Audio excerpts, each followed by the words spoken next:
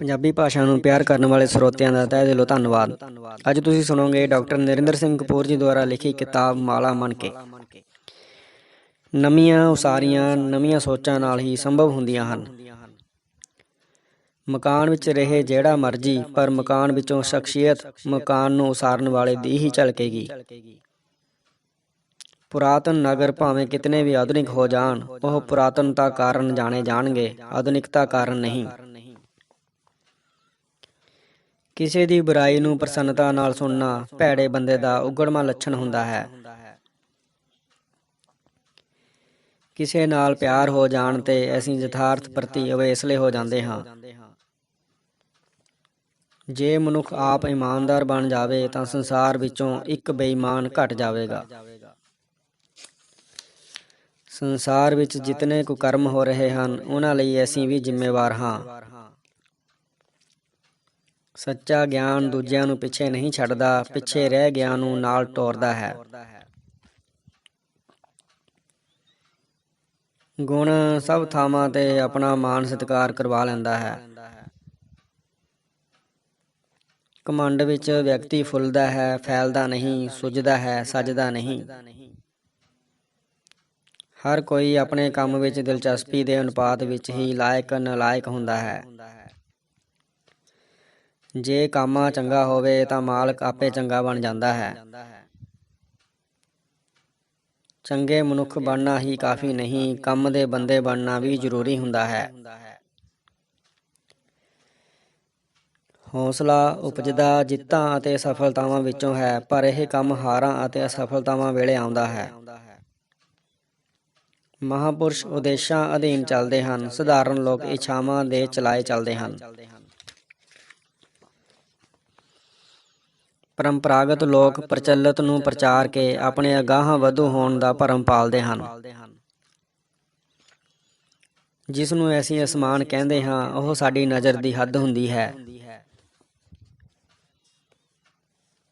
ਮਨੁੱਖ ਦਾ ਉਦੇਸ਼ ਤਾਂ ਹਉਮੈ ਤੋਂ ਮੁਕਤ ਹੋਣਾ ਹੁੰਦਾ ਹੈ, ਪਰ ਯਤਨ ਸਾਰੇ ਹਉਮੈ ਨੂੰ ਵਧਾਉਣ ਦੇ ਕੀਤੇ ਜਾਂਦੇ ਹਨ। ਚੰਗਾ ਬੁਲਾਰਾ ਹੋਣਾ ਆਗੂ ਬਣਨ ਦੀ ਪਹਿਲੀ ਸ਼ਰਤ ਹੁੰਦੀ ਹੈ। ਕਈਆਂ ਨੂੰ ਅਸੀਂ ਮਿਲਦੇ ਕੁਝ ਪਲਾਂ ਲਈ ਹਾਂ, ਪਰ ਪਛਤਾਉਂਦੇ ਜੀਵਨ ਭਰ ਲਈ ਹਾਂ। ਸਬਰ ਸੰਤੋਖ ਦੀ ਦੌਲਤ ਕਾਰਨ ਦਰਵੇਸ਼ ਬਾਦਸ਼ਾਹਾਂ ਨਾਲੋਂ ਵੀ ਅਮੀਰ ਹੁੰਦੇ ਹਨ। ਕਈ ਖਾਲੀ ਹੱਥਾਂ ਨਾਲ ਵੀ ਝੋਲੀਆਂ ਭਰ ਦਿੰਦੇ ਹਨ, ਕਈ ਹੱਥਾਂ ਵਿੱਚ ਫੜਿਆ ਵੀ ਖੋਹ ਲੈਂਦੇ ਹਨ। ਗਮਲਿਆਂ ਵਿੱਚ ਲੱਗੇ ਬੂਟਿਆਂ ਦੀ ਛਾਂ ਨਹੀਂ ਮਾਣੀ ਜਾ ਸਕਦੀ। ਜਦੋਂ ਤੱਕ ਜ਼ਿੰਦਗੀ ਦੀ ਟੇਕ ਕਿਸਮਤ ਤੋਂ ਹਟ ਕੇ ਮਿਹਨਤ ਤੇ ਨਹੀਂ ਟਿਕਦੀ, ਉਦੋਂ ਤੱਕ ਜ਼ਿੰਦਗੀ ਵਿੱਚ ਕੋਈ ਪਰਿਵਰਤਨ ਨਹੀਂ ਵਾਪਰਦਾ। ਸੇਧ ਤੋਂ ਬਿਨਾਂ ਕਮਜ਼ੋਰ ਬਾਗੀ ਹੋ ਕੇ ਹੋਰ ਕਮਜ਼ੋਰ ਹੋ ਜਾਂਦੇ ਹਨ। ਮਾਤ ਭਾਸ਼ਾ ਬੋਲੇ ਬਿਨਾਂ ਸਾਡੇ ਵਿੱਚ ਆਜ਼ਾਦੀ ਦਾ ਅਹਿਸਾਸ ਨਹੀਂ ਜਾਗਦਾ।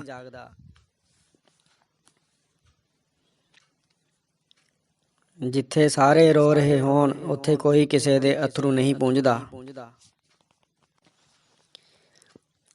ਜਿਹੜੇ ਜਵਾਨੀ ਵਿੱਚ ਬਿਮਾਰ ਹੋਣ, ਉਹ ਕਿਸੇ ਦਾ ਆਦਰਸ਼ ਸਾਥ ਅਤੇ ਨਿੱਘ ਨਹੀਂ ਬਣਦੇ। ਬਹੁਤ ਘੱਟ ਬੰਦੇ ਜਿਉਂਦੇ ਹਨ, ਬਹੁਤੇ ਮੌਤ ਨੂੰ ਟਾਲਣ ਵਿੱਚ ਰੁੱਝੇ ਹੋਏ ਹਨ। ਦੁਚਿੱਤੀਆਂ ਨਾਲ ਕੀਤੇ ਪਿਆਰ ਵਿੱਚੋਂ ਹੀਰ ਅਤੇ ਰਾਂਝਾ ਨਹੀਂ ਉਪਜਦੇ। ਜੇ ਜ਼ਿੰਦਗੀ ਦੀ ਬਾਜੀ ਖੇਡਣੀ ਆਉਂਦੀ ਹੋਵੇ ਤਾਂ ਗਿੱਟੇ ਲੱਭਣੇ ਨਹੀਂ ਪੈਂਦੇ।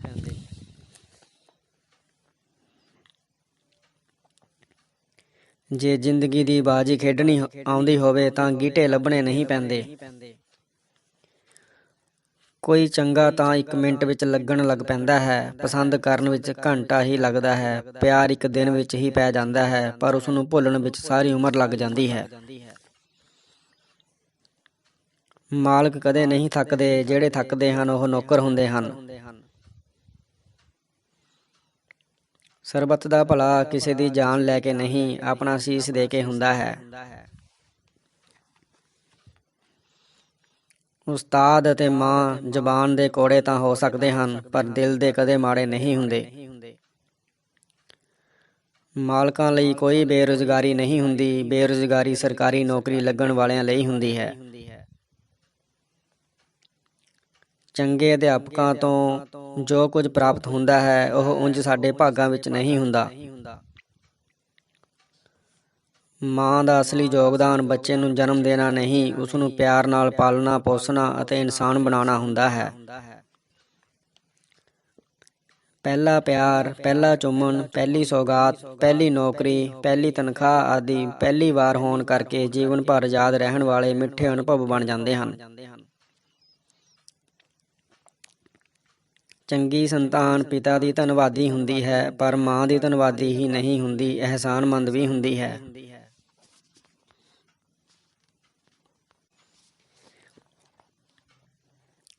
ਜਿਸ ਕਲਾ ਨੂੰ ਦੂਜੇ ਅਪਣਾਉਣਾ ਨਹੀਂ ਚਾਹੁੰਦੇ ਉਹ ਕਲਾ ਨਹੀਂ ਹੁੰਦੀ। ਲਾਟਰੀ ਨਾਲ ਅਮੀਰ ਹੋਣ ਅਤੇ ਜੂਏ ਨਾਲ ਬਚਤ ਕਰਨ ਦੀ ਕੋਈ ਉਦਾਹਰਨ ਨਹੀਂ ਮਿਲਦੀ। ਭਾਵੇਂ ਧਾਰਮਿਕ ਸਥਾਨ ਹੀ ਹੋਵੇ, ਜੇ ਧਨ ਲੋੜ ਨਾਲੋਂ ਵੱਧ ਆਉਣ ਲੱਗ ਪਵੇ ਉਹ ਧਾਰਮਿਕ ਸਥਾਨ ਵੀ ਭ੍ਰਿਸ਼ਟ ਹੋ ਜਾਵੇਗਾ। ਕਈ ਸਾਰਾ ਜੀਵਨ ਪਰਮਾਤਮਾ ਨੂੰ ਪਰੇਸ਼ਾਨ ਕਰਦੇ ਰਹਿੰਦੇ ਹਨ।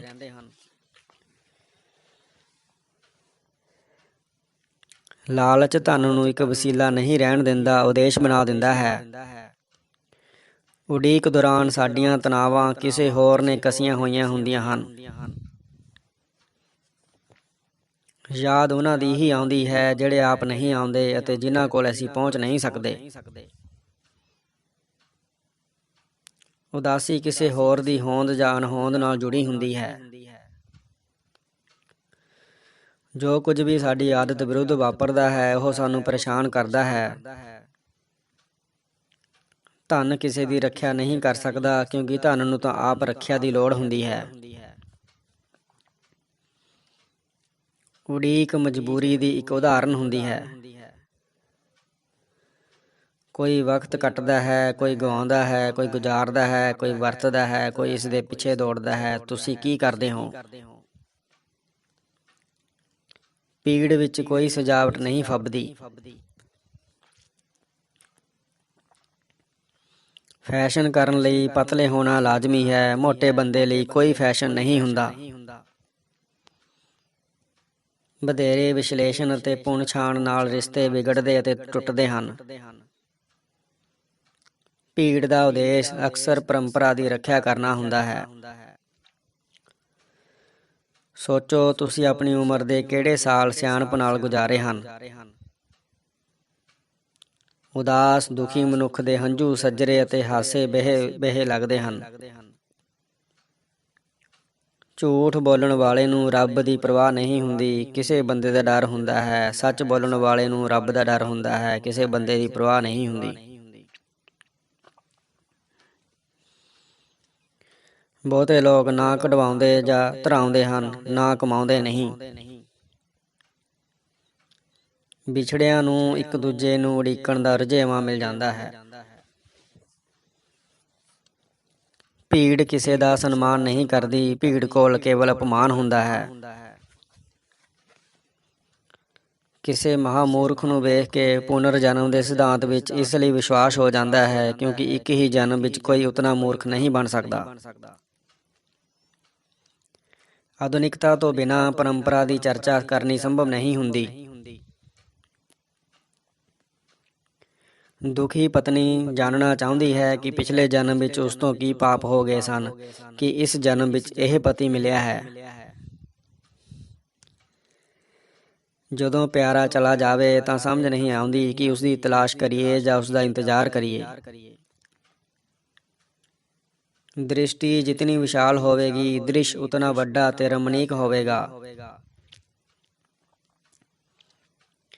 ਠੋਸੇ ਜਾਣ ਕਾਰਨ ਨੇਮਾਂ ਦੀ ਉਲੰਘਣਾ ਹੁੰਦੀ ਹੈ, ਆਪ ਉਸਾਰੇ ਹੋਣ ਕਾਰਨ ਅਸੂਲ ਪਾਲੇ ਜਾਂਦੇ ਹਨ। ਨਿਰਪੱਖ ਹੋਏ ਬਿਨਾਂ ਵਿਸ਼ਾਲ ਨਹੀਂ ਹੋਇਆ ਜਾ ਸਕਦਾ। ਜਿਤਨੇ ਕਿਸੇ ਕੋਲ ਵਧੇਰੇ ਵਿਚਾਰ ਹੋਣਗੇ, ਉਤਨੀ ਹੀ ਉਸ ਵਿੱਚ ਨਵੇਂ ਵਿਚਾਰਾਂ ਨੂੰ ਸਵੀਕਾਰਨ ਦੀ ਵਧੇਰੇ ਸਮਰੱਥਾ ਹੋਵੇਗੀ। ਠਹਿਰ ਤਾਂ ਭਾਵੇਂ ਜਾਓ ਪਰ ਰੁਕੋ ਨਾ, ਭਾਵੇਂ ਦੌੜੋ ਨਾ ਪਰ ਚੱਲਦੇ ਰਹੋ। ਈਰਖਾ ਸਾੜਾ ਤਿਆਗਣ ਉਪਰੰਤ ਜੋ ਬਾਕੀ ਬਚਦਾ ਹੈ ਉਸ ਨੂੰ ਪ੍ਰਸੰਨਤਾ ਅਤੇ ਆਨੰਦ ਕਹਿੰਦੇ ਹਨ।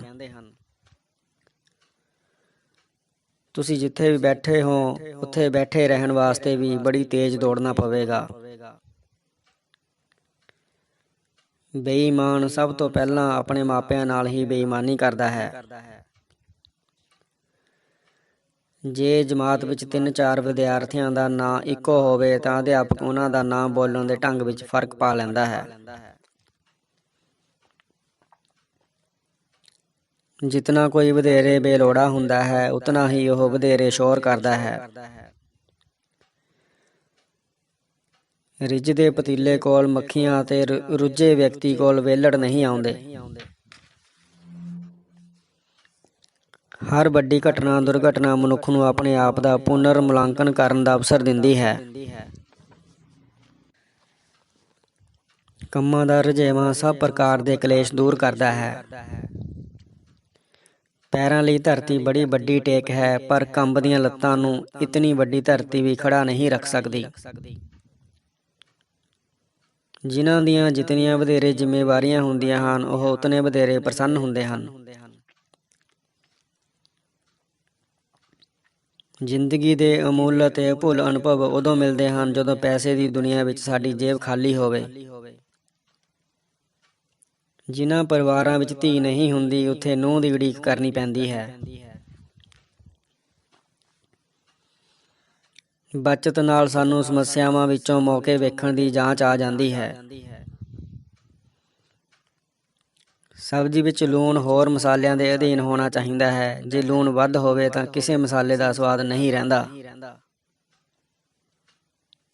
ਕਈਆਂ ਨੇ ਹਰ ਥਾਂ ਸ਼ਿਕਾਇਤਾਂ ਕੁੱਛੜ ਚੁੱਕੀਆਂ ਹੁੰਦੀਆਂ ਹਨ। ਪਿਆਰ ਪੈਣ ਸਮੇਂ ਇੱਕੋ ਵੇਲੇ ਸਭ ਕੁਝ ਮਿਲ ਜਾਣ ਅਤੇ ਸਭ ਕੁਝ ਗੁਆਚ ਜਾਣ ਦਾ ਅਹਿਸਾਸ ਹੁੰਦਾ ਹੈ। ਪ੍ਰੇਮੀ ਚਾਹੁੰਦਾ ਹੈ ਕਿ ਪ੍ਰੇਮਿਕਾ ਜਾਇਆ ਨਾ ਕਰੇ, ਬਸ ਆਇਆ ਹੀ ਕਰੇ।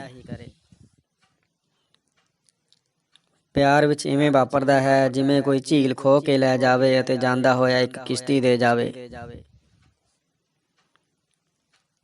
ਸਮਾਜਿਕ ਬੰਧਨ ਵਧੇਰੇ ਹੋਣ ਕਰਕੇ ਇਸਤਰੀ ਦਾ ਵਿਹਾਰ ਵਧੇਰੇ ਲੁਕਵਾਂ, ਜਟਿਲ ਅਤੇ ਸੂਖਮ ਹੁੰਦਾ ਹੈ।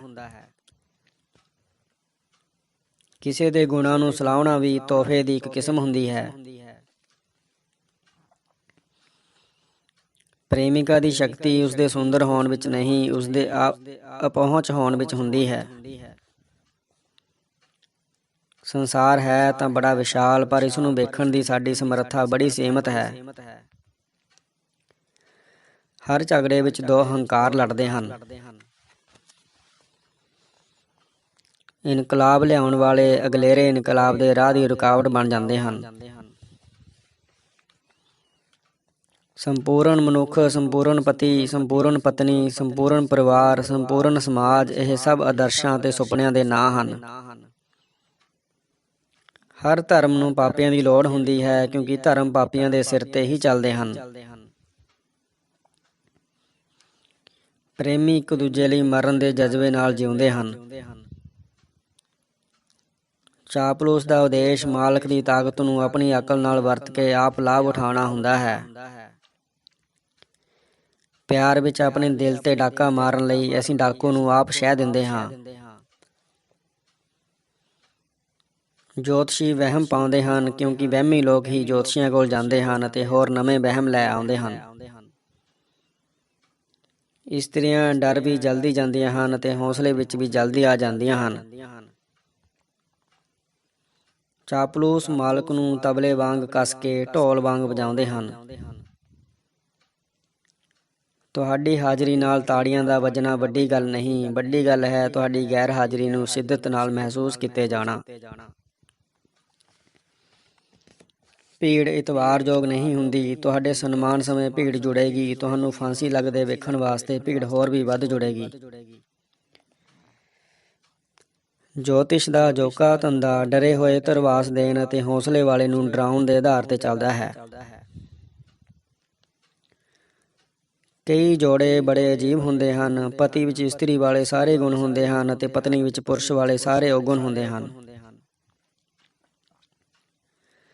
ਰਾਜਨੀਤੀ ਵਿੱਚ ਹਾਕਮ ਅਤੇ ਵਿਰੋਧੀ ਧਿਰ ਦਾ ਰਿਸ਼ਤਾ ਬਾਂਦਰ ਅਤੇ ਬਿੱਲੀ ਵਾਲਾ ਹੁੰਦਾ ਹੈ। ਝੂਠ ਦਾ ਉਗੜਵਾਂ ਲੱਛਣ ਇਹ ਹੁੰਦਾ ਹੈ ਕਿ ਇਹ ਸੱਚ ਦਾ ਭੁਲੇਖਾ ਪਾਉਂਦਾ ਹੈ। ਜੋਤਸ਼ੀ ਖੂਬ ਜਾਣਦੇ ਹਨ ਕਿ ਚਿੰਤਾ ਕਰਨੀ ਮਨੁੱਖ ਦਾ ਸੁਭਾਅ ਹੈ ਅਤੇ ਆਸ ਉਮੀਦ ਲਾਉਣੀ ਮਨੁੱਖ ਦੀ ਆਦਤ ਹੈ। ਭੈੜੇ ਵਿਹਾਰ ਬਾਰੇ ਚੰਗੀਆਂ ਗੱਲਾਂ ਕਰਨੀਆਂ ਸੰਭਵ ਨਹੀਂ ਹੁੰਦੀਆਂ। ਰਾਜਨੀਤੀ ਵਿੱਚ ਰੱਜ ਨਹੀਂ ਹੁੰਦਾ, ਭੁੱਖ ਹੀ ਭੁੱਖ ਹੁੰਦੀ ਹੈ। ਨਿੰਦਾ ਮੁਕਤ ਅਤੇ ਪ੍ਰਸੰਨ ਚਿੱਤ ਹੋ ਕੇ ਇਕੱਲਿਆਂ ਸੈਰ ਕਰੋ, ਸਰੀਰ ਅਤੇ ਮਨ ਦੋਵੇਂ ਵਧਾਈ ਦੇਣਗੇ। ਟਹਿੰਦੀ ਕਲਾ ਵਿੱਚ ਕੁਝ ਟੁੱਟ ਜਾਂਦੇ ਹਨ, ਪਰ ਕੁਝ ਚੜ੍ਹਦੀ ਕਲਾ ਵਿੱਚ ਹੋ ਕੇ ਸਾਰੇ ਰਿਕਾਰਡ ਤੋੜ ਦਿੰਦੇ ਹਨ। ਹਾਕਮ ਅਤੇ ਵਿਰੋਧੀ ਧਿਰ ਉਹਨਾਂ ਜੋੜੀਆਂ ਭੈਣਾਂ ਵਾਂਗ ਹੁੰਦੀਆਂ ਹਨ ਜਿੱਥੇ ਇੱਕ ਦੂਜੀ ਨੂੰ ਕਹਿੰਦੀ ਹੈ, ਆਪਣੀ ਬੁੱਥੀ ਤਾਂ ਵੇਖ। ਆਪਣਾ ਉਦੇਸ਼ ਮਿੱਥੋ ਕਿ ਆਟੋਗ੍ਰਾਫ ਲੈਣ ਵਾਲੇ ਨਹੀਂ, ਦੇਣ ਵਾਲੇ ਬਣਨਾ ਹੈ। ਰਾਜਨੀਤੀ ਵਿੱਚ ਸਨਮਾਨ ਯਾਦ ਨਹੀਂ ਰਹਿੰਦੇ ਅਤੇ ਅਪਮਾਨ ਭੁੱਲਦੇ ਨਹੀਂ। ਬਾਜ਼ਾਰ ਦੀ ਰੌਣਕ ਕਹਿੰਦੀ ਹੈ, ਮੌਜਾਂ ਲੁੱਟੋ, ਬਟੂਆ ਕਹਿੰਦਾ ਹੈ, ਸੰਜਮ ਵਰਤੋ। ਚੋਣਾਂ ਨੇੜੇ ਆਗੂ ਖੁੰਭਾਂ ਵਾਂਗ ਉੱਗਦੇ ਹਨ। ਖੁੰਭ ਦਾ ਲੱਛਣ ਹੈ ਕਿ ਇਸ ਦੀ ਜੜ ਨਹੀਂ ਹੁੰਦੀ। ਰਾਜਸੀ ਆਗੂ ਆਪਣੀ ਮਰਜ਼ੀ ਨਾਲ ਨਹੀਂ, ਵਿਰੋਧੀਆਂ ਦੇ ਚਲਾਏ ਚੱਲਦੇ ਹਨ। ਮਨੁੱਖ ਆਲੇ ਦੁਆਲੇ ਨੂੰ ਉਵੇਂ ਨਹੀਂ ਵੇਖਦਾ ਜਿਵੇਂ ਆਲਾ ਦੁਆਲਾ ਹੁੰਦਾ ਹੈ, ਸਗੋਂ ਉਵੇਂ ਵੇਖਦਾ ਹੈ ਜਿਵੇਂ ਉਹ ਆਪ ਹੁੰਦਾ ਹੈ। ਜੇ ਮਾਲਕ ਚੰਦਰਮਾ ਵੱਲ ਉਂਗਲੀ ਕਰੇ ਤਾਂ ਝੋਲੀ ਚੁੱਕ ਉਂਗਲੀ ਵੇਖਦਾ ਹੈ, ਚੰਦਰਮਾ ਨਹੀਂ। ਪ੍ਰਜਾਤੰਤਰ ਦੀ ਬਹੁ ਗਿਣਤੀ ਜੇ ਕਿਸੇ ਮੁਰਗੇ ਨੂੰ ਮੁਰਗੀ ਕਹਿ ਦੇਵੇ ਤਾਂ ਉਹ ਆਂਡੇ ਨਹੀਂ ਦੇਣ ਲੱਗ ਪੈਂਦਾ। ਰਾਜਸੀ ਆਗੂ ਹਰ ਸਮਾਗਮ ਵਿੱਚ ਬੋਲਣਾ ਹੀ ਚਾਹੁੰਦੇ ਹਨ, ਉਹਨਾਂ ਵਿੱਚ ਸੁਣਨ ਦਾ ਸਬਰ ਨਹੀਂ ਹੁੰਦਾ। ਅਕਲ ਅਤੇ ਬੇਅਕਲ ਵਿੱਚ ਅੰਤਰ ਅਕਲ ਦੀ ਮਾਤਰਾ ਵਿੱਚ ਨਹੀਂ, ਅਕਲ ਦੀ ਵਰਤੋਂ ਵਿੱਚ ਹੁੰਦਾ ਹੈ। ਆਗੂਆਂ ਦੀ ਦਿਲਚਸਪੀ ਹਕੂਮਤ ਕਰਨ ਵਿੱਚ ਹੁੰਦੀ ਹੈ, ਮਸਲੇ ਸੁਲਝਾਉਣ ਵਿੱਚ ਨਹੀਂ। ਰਾਜਨੀਤੀ ਪੁਰਸ਼ ਖੇਤਰ ਹੈ, ਇਸ ਵਿੱਚ ਇਸਤਰੀਆਂ ਵੀ ਪੁਰਸ਼ਾਂ ਵਾਲਾ ਵਿਹਾਰ ਕਰਦੀਆਂ ਹਨ। ਜਿੱਥੇ ਰਿਸ਼ਤੇ ਵਿੱਚ ਪਰਸਪਰ ਪਿਆਰ ਸਤਿਕਾਰ ਨਹੀਂ ਹੁੰਦਾ, ਉਸ ਰਿਸ਼ਤੇ ਨੂੰ ਅਣਬਣ ਕਹਿੰਦੇ ਹਨ। ਰਾਜਨੀਤੀ ਵਿੱਚ ਜੈ ਜੈਕਾਰ ਜਿੱਤ ਦੀ ਹੁੰਦੀ ਹੈ, ਜਿੱਤਣ ਵਾਲੇ ਦੀ ਨਹੀਂ। ਅਖਾਣਾਂ ਵਿੱਚ ਉਪਦੇਸ਼ ਅਤੇ ਮੁਹਾਵਰਿਆਂ ਵਿੱਚ ਅਨੁਭਵ ਹੁੰਦਾ ਹੈ। ਖੁਸ਼ਹਾਲ ਪਰਿਵਾਰਾਂ ਵਿੱਚ ਪਤੀ ਦੀ ਅਕਲ ਨੂੰ ਪਤਨੀ ਦੀ ਸਿਆਣਪ ਤਾਣ ਦਿੰਦੀ ਰਹਿੰਦੀ ਹੈ। ਜੇ ਮਨ ਪ੍ਰਸੰਨ ਹੋਵੇ ਤਾਂ ਵਰਤ ਵਿੱਚੋਂ ਵੀ ਸਵਾਦ ਆਉਣ ਲੱਗ ਪੈਂਦਾ ਹੈ। ਖੁਸ਼ਹਾਲ ਪਰਿਵਾਰਾਂ ਵਿੱਚ ਪਤੀ ਦੀ ਅਕਲ ਨੂੰ ਪਤਨੀ ਦੀ ਸਿਆਣਪ ਤਾਲ ਦਿੰਦੀ ਰਹਿੰਦੀ ਹੈ। ਰਾਜਸੀ ਆਗੂ ਨੂੰ ਇਸ ਆਸ ਨਾਲ ਸੁਣਿਆ ਜਾਂਦਾ ਹੈ ਕਿ ਸ਼ਾਇਦ ਕੁਝ ਚਿਰ ਮਗਰੋਂ ਉਹ ਕੋਈ ਅਕਲ ਦੀ ਗੱਲ ਵੀ ਕਰੇ। ਮਿਹਨਤ ਤੋਂ ਬਿਨਾਂ ਅਮੀਰ ਹੋਣ ਦੀ ਇੱਛਾ ਭ੍ਰਿਸ਼ਟਾਚਾਰ ਅਖਵਾਉਂਦੀ ਹੈ। ਬੇਵਸ ਬੰਦੇ ਤੋਂ ਸਾਨੂੰ ਜ਼ਿੰਦਗੀ ਦੇ ਕਮਜ਼ੋਰ ਪਰ ਲਾਜ਼ਮੀ ਪੱਖਾਂ ਦਾ ਗਿਆਨ ਮਿਲਦਾ ਹੈ। ਦੁਖੀ ਕਰਨ ਵਾਲੀਆਂ ਗੱਲਾਂ ਨੂੰ ਹਰ ਥਾਂ ਹਰ ਕਿਸੇ ਵੱਲੋਂ ਵਧੇਰੇ ਧਿਆਨ ਨਾਲ ਸੁਣਿਆ ਅਤੇ ਸੁਣਾਇਆ ਜਾਂਦਾ ਹੈ।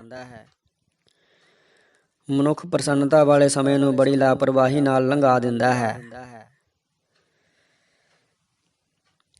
ਦੁੱਖ ਵਿੱਚ ਸਾਨੂੰ ਉਹ ਕੁਝ ਵੀ ਦਿਸਣ ਲੱਗ ਪੈਂਦਾ ਹੈ ਜੋ ਪਹਿਲਾਂ ਦਿਸਦਾ ਨਹੀਂ ਹੁੰਦਾ। ਜੇ ਤੁਰਨ ਦੀ ਯੋਗਤਾ ਨਹੀਂ ਤਾਂ ਤੰਦਰੁਸਤ ਹੋਣ ਦੇ ਵੀ ਕੋਈ ਅਰਥ ਨਹੀਂ ਹੁੰਦੇ।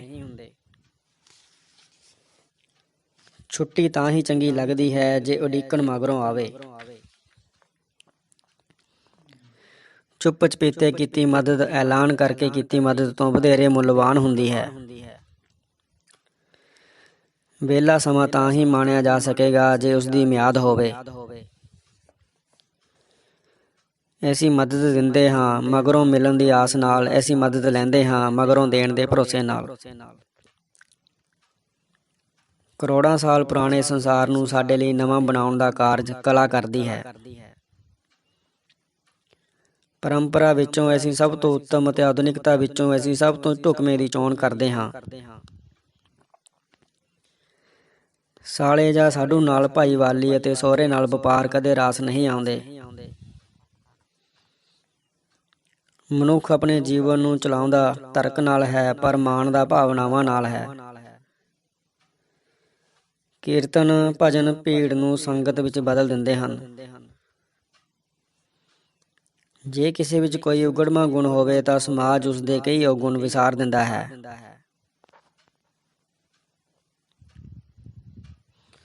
ਸੰਗੀਤ ਆਤਮਾ ਤੇ ਪਈ ਧੂੜ ਨੂੰ ਸਾਫ਼ ਕਰਨ ਦੀ ਸਮਰੱਥਾ ਰੱਖਦਾ ਹੈ। ਕਲਾ ਪ੍ਰੇਮੀ ਅਮੀਰ ਭਾਵੇਂ ਨਾ ਹੋਣ, ਪਰ ਉਹ ਪ੍ਰਸੰਨ ਅਤੇ ਖੁਸ਼ਹਾਲ ਹੁੰਦੇ ਹਨ। ਮੌਲਿਕਤਾ ਕਲਾਕਾਰ ਦਾ ਅਮੀਰੀ ਗੁਣ ਹੁੰਦੀ ਹੈ। ਜਿਸ ਵਿੱਚ ਮੌਲਿਕਤਾ ਨਾ ਹੋਵੇ ਉਸ ਨੂੰ ਕਲਾਕਾਰ ਨਹੀਂ, ਕਾਮਾ ਹੀ ਕਿਹਾ ਜਾਂਦਾ ਹੈ। ਸੰਗੀਤ ਉਹਨਾਂ ਭਾਵਾਂ ਨੂੰ ਪ੍ਰਗਟਾਉਂਦਾ ਹੈ ਜਿਹੜੇ ਸ਼ਬਦਾਂ ਰੰਗਾਂ ਵਿੱਚ ਪ੍ਰਗਟਾਏ ਨਹੀਂ ਜਾ ਸਕਦੇ ਅਤੇ ਜਿਨ੍ਹਾਂ ਨੂੰ ਪ੍ਰਗਟਾਏ ਬਿਨਾਂ ਰਿਹਾ ਵੀ ਨਹੀਂ ਜਾ ਸਕਦਾ। ਕਲਾ ਦੇ ਖੇਤਰ ਵਿੱਚ ਕੁਝ ਵੀ ਅਚਾਨਕ ਨਹੀਂ ਵਾਪਰਦਾ। ਜੋ ਅਚਾਨਕ ਵਾਪਰਦਾ ਹੈ ਉਹ ਕਲਾ ਦੇ ਪੱਖੋਂ ਮਹੱਤਵਪੂਰਨ ਨਹੀਂ ਹੁੰਦਾ। ਮਹਾਨ ਅਸ਼ੋਕ ਦੀ ਯਾਦ ਵਿੱਚ ਭਾਰਤ ਕੇਵਲ ਇੱਕ ਹੋਟਲ ਹੀ ਉਸਾਰ ਸਕਿਆ ਹੈ।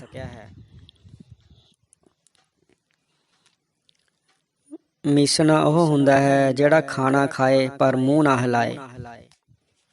ਚੈਨਲ ਨੂੰ ਸਬਸਕ੍ਰਾਈਬ ਕਰਨ ਲਈ ਧੰਨਵਾਦ। ਤੁਹਾਡਾ ਦਿਨ ਸ਼ੁਭ ਰਹੇ।